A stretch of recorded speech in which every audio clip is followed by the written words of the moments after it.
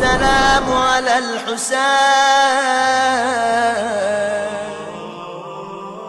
وقت امتحان آتا، حسین کی فوج کا کوئی سپاہی ٹوٹ کر یزید کے لشکر میں چلا جائے، سمجھ میں آتی ہے بات. بھوک سے ہر آدمی گھبراتا ہے، پیاس سے ہر آدمی گھبراتا ہے، قید و بند سے ہر آدمی گھبراتا ہے، گھر والوں کی توہین اور اسیری سے ہر آدمی گھبراتا، جان دینے سے ہر آدمی گھبراتا، اور اولاد کا لاشا اٹھانے کا تو تصور بوڑھا باپ کر ہی نہیں سکتا. اگر کوئی ایسا نظر آتا جو شب عاشور یا روز عاشور حسین کو چھوڑ کے یزید سے مل جاتا، پھر بھی سمجھ میں آتی ہے اس کی مجبوری. لیکن ذرا اور کو دیکھیں کتنی بڑی اصل قربانی یہ ہے. تیر و تلوار اتنا بڑا مسئلہ نہیں ہے، دنیا کی ہر دولت اس کے پاس ہے، اور کربلا سے جائے گا تو مالا مال کر دیا جائے گا. جب عمر سعد عاشور کے دن پہلا تیر چلا کے کہہ رہا اے میرے فوج والوں، یزید کے سامنے گواہی دینا، پہلا تیر میں نے چلایا، تو عمر سعد سے بھی زیادہ یہ دعویٰ کرنے کا حق رکھتا. حسین تو کربلا لے کر ہی میں آیا ہوں، میں نہ ہوتا تو حسین پتہ نہیں کہاں سے کہاں چلے جاتے. ابن زیاد یا یزید کا لشکر ان کو ڈھونڈ میں لے کر آیا. اتنا انعام مل سکتا.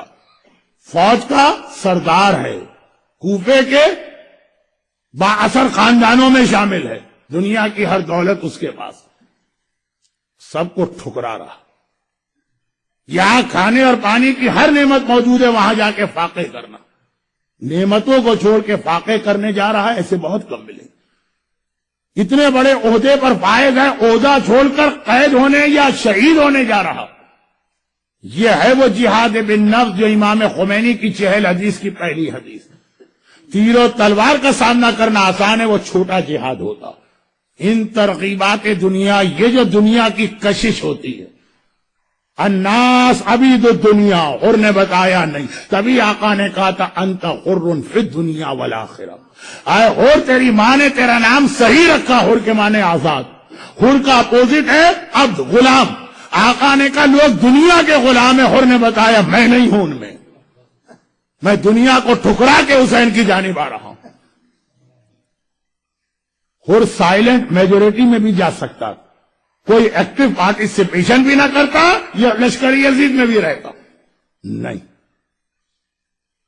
اتنی بڑی قربانی حر نے دی کہ آغا حکیم جیسا مرجع جو معرفت رکھتا ہے، جسم کانپ رہا ہے، 90 سال کی عمر ہے، جسم بہت کمزور ہے، کھڑے ہونے کی طاقت نہیں، حر کا احترام اس عظیم مرجع کو کھڑا کر رہا. حر کی عظمت کو پہچانی. اور حر کربلا کے میدان میں ہمیں 2 بڑے پیغام دلوا رہا. پہلا پیغام یہ ہے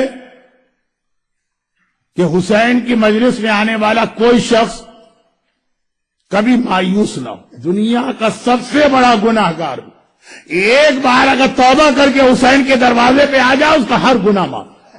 چاہے زندگی میں ہم نے کتنے ہی برے کام اور گناہ کیے، اور قیامت تک کے لیے امید کی ایک مشعل، یا امید کی ایک کرن، یا امید کی ایک شمع.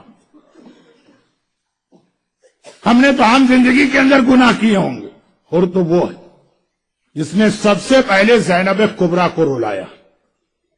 یہی تو جملہ ہے نا کہ ایک قافلہ، مسافروں کا قافلہ ہے، وہ شہر کوفہ کی جانب جا رہا ہے، اس کو بیچ میں روکا جاتا، اور روکا بھی اس طرح جاتا ہے فرزند رسول، اب آپ یہاں سے اپنی مرضی سے آگے نہیں جائیں. جیسے ہی حر نے آقا حسین کے گھوڑے کی لگام پہ ہاتھ ڈالا، باقی تو لوگ ابھی سمجھ بھی نہ پائے کیا ہو رہا ہے. زینب کی محمل سے زینب کے رونے کی آواز آنے لگی. زینب عالمہ غیر معلمہ، زینب کو کربلا کے واقعے کی ساری تفصیلات بچپن میں بتا دی گئی ہیں. زینب کو اس کے بابا نے یہ بھی بتایا تھا کہ جب یہ قافلہ رکے گا بس سمجھنا وہیں سے کربلا شروع ہوگا. زینب کو رلانے والی شخصیت کا نام حر، حسین کے قافلے کو روکنے والے کا نام حر، اس قافلے کو کربلا پہنچانے والے کا نام حر. جیسا کہ کہا جاتا ہے کہ شروع میں خیمے دریا کے قریب لگائے گئے، روکنے والے کا نام حر.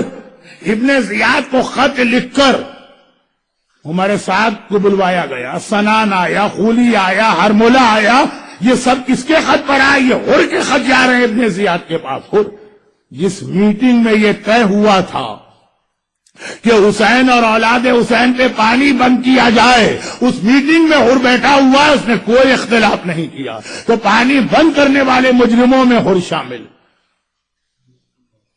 کربلا کی تاریخ آپ کے علم میں ہے، اس لیے ایک جملہ بغیر وضاحت کے کہہ دوں، ہر تو عاشور کے دن جا کے پلٹا نا، بدلا۔ 9 محرم تک تو ہر ویسا ہی تھا نا، جہاد کربلا تو 9 محرم تو شروع ہو گیا۔ جب لشکر یزید نے پہلا حملہ کیا اس وقت تک ہر نے کوئی اختلاف ظاہر نہیں کیا تھا۔ عاشور کے دن تو جنگ سے پہلے ہر ٹوٹ کے الگ ہوا، 9 محرم کو تو جنگ شروع ہو گئی اور ہر اس وقت تک لشکر یزید میں شامل۔ تبھی تو بعض علماء کہتے ہیں کہ ایک رات کی مہلت آقا نے اس لیے بھی مانگی کہ ابھی میرا ایک سپاہی کم ہے، انتظار کرنا ہے کہ وہ میرے پاس پہنچ جائے۔ تو اگر آپ کربلا کے اندر ان ظالموں کی چارج شیٹ بنائیے تو عاشور تک جتنے ظلم ہوئے سب میں ہر شامل۔ اگر ایک بار اپنی غلطی کو مانتا ہے تو کائنات کا سب سے بڑا گناہگار اس طرح سے معاف کر دیا جاتا ہے کہ آغا حکیم جیسا مرجع اس کے احترام میں کھڑے کھڑے زیارت پڑ رہا۔ تو ہم اور آپ تو کتنے ہی گناہ کر لیں، یہ عزاداری امام، یہ مجلس عزا ایک رحمت کا کھلا ہوا راستہ اور دروازہ ہمارے پاس ہے، وہ ہر کی طرح اپنی غلطی مانے۔ اور ہر نے یہ بھی بتا دی کہ زبان کے چٹخارے والا اسلام میرے پاس نہیں ہے، اس کے لیے میں ہر قربانی دینے کو تیار۔ وقت بہت گزر گیا، اس میں صرف 2 جملے مصائب کی اور آج کی بات ختم۔ عاشور کی 9 محرم کی جنگ شروع کر دی ہمارے ساتھ نے، ہر نے کوئی اختلاف نہ کیا۔ پوری عاشور کی رات گزری، ہر نے کوئی اختلاف نہ کیا۔ ہاں، فجر کی نماز کے بعد صرف اتنا آ کے کہتا ہے، اے عمر سعد، کیا جنگ کے ٹل جانے کا کوئی امکان ہے؟ اور عمر سعد نے کہا کہ نہیں، کوئی امکان نہیں، آج کے دن کے لیے تو ہم تڑپ رہے ہیں، ہمیں انعام ملے۔ اور یہ سننا تھا کہ ایک مرتبہ ہو اپنے خیمے میں آتا ہے، واقعات آپ کے سنے تو میں بہت ہی مختصر صرف 2 جملے مسائل۔ اور ایک بار اپنے ساتھی سے کہا کہ اب میں جا رہا ہوں حسین کے پاس۔ ساتھی نے کہا بے وقوف بن رہے، اب جا رہے ہیں؟ یہاں سے بھی دھکارے جاؤ گے عمر سعد، اور حسین بھی تمہیں قبول نہیں کریں گے۔ تم جیسے خطا کار اور گناہگار کو کون قبول کرے گا؟ وہاں بھی قبول نہ کیا جائے گا، یہاں سے بھی نکل جاؤ گے۔ کہا کہ نہیں، میں ایسے کے دروازے پہ جا رہا ہوں کہ مجھے یقین کامل ہے کہ سب مجھے رد کر سکتے ہیں، وہ دروازہ میرے لیے کبھی بند نہ ہوگا۔ ہر کے دوست نے یقین کے ساتھ کہا کہ تمہارا خیال غلط، جاؤ جا کے دیکھو کس طرح سے تمہیں وہاں سزا ملتی ہے۔ اور ہر پوری حسین کی رحمت پر بھروسہ کرتے ہوئے چلا۔ اب دیکھیے دونوں فوجیں کھڑی ہیں، درمیان میں کھلا میدان۔ ایک بار آقا حسین کی فوج نے ایک عجیب منظر دیکھا کہ ہر اپنے بیٹے اور غلام کو لے کے چلا آیا، گھوڑے دوڑاتا ہوا آ رہا۔ بھئی یہ منظر دیکھا، ہر کو سب پہچانتے۔ ایک بار حبیب ابن مظاہر نے آواز دی، آیا صاحب امام، بنی ہاشم کے شہزادوں کو اپنے گھیرے میں لے لو، ایسا نہ ہو کہ آنے والا اچانک حملہ کر دے، ہم زندہ رہیں اور ان کو کوئی نقصان پہنچ جائے۔ اور عباس علمدار نے آواز دی، اے جوانان بنی ہاشم، آقا حسین کو اپنے گھیرے میں لے لو، ایسا نہ ہو کہ آنے والا کوئی نقصان پہنچائے۔ اے حبیب ابن مظاہر، کتنا خیال ہے تمہیں بنی ہاشم کے شہزادوں کا، مگر تھوڑی دیر گزرے گی، کسی کے کلیجے میں برچھی کا پھل اترے گا، کسی کا بدن گھول اور تلے ٹکڑے ٹکڑے ہوگا، کسی کے گلے میں 3 بھال کا تیر پیوست ہوگا۔ اور اے بنی ہاشم کے شہزادوں، کتنا خیال ہے آقا حسین کا، اور تھوڑی دیر گزرے گی، آقا تمہیں کو مخاطب کر کے کہیں گے، حل من ناصر ینصرنا، ارے ہے کوئی میری مدد کرنے والا جو مدد کو آئے۔ مگر ہر گھوڑا دوڑاتا دوڑاتا قریب نہ آیا، ایک ڈسٹنس پہ جا کے گھوڑا روکا، پہلے اپنی سواری سے اترا، اس کے بعد اور کچھ تو تھا نہیں، جیب سے رومال نکال کے اپنے ہاتھوں کو باندھا اور وہیں رک کے آواز دیتا ہے، اے رحمت للعالمین کے بیٹے، کیا کائنات کا سب سے بڑا گناہگار تیری بارگاہ میں آ سکتا؟ بھائی اتنا سننا ہے، حسین نے آواز دی عباس اپنی فوج کو روکو، حبیب ابن مظاہر اپنے ساتھیوں کو روکو، میرا مہمان آ رہا ہے، اپنے مہمان کے استقبال کے لیے میں جا رہا ہوں۔ آقا حسین کسی کو بھیجا نہیں کہ لے کر آؤ، آقا خود چلے حر کے قریب پہنچے، اور حر اتنا بے چین تھا کہ آقا کے گھوڑے سے اترنے کا انتظار بھی نہ کیا۔ حسین کا پاؤں اپنی رکاب گھوڑے کی رکاب میں ہے، وہیں پہ حسین کے پیر پہ اپنا سر رکھ دیا۔ اخطأت یبن رسول اللہ، فرزند رسول میں نے خطا کی، فرزند رسول میں نے گناہ کیا، تجھے تیری ماں فاطمہ زہرا کا واسطہ میری اس خطا اور گناہ کو معاف کر دے۔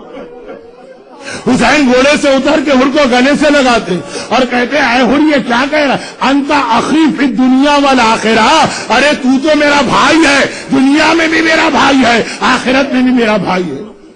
میرے ایک استاد ایک جملہ مصائب میں پڑھتے، یہ جملہ سنا، سارا لشکر حسین اپنی سواریوں سے اتر آیا، ارے حسین کا بھائی زمین پہ پیدل کھڑا ہو اور ہم سواری پہ بیٹھے رہے، بڑا شاندار استقبال ہوا۔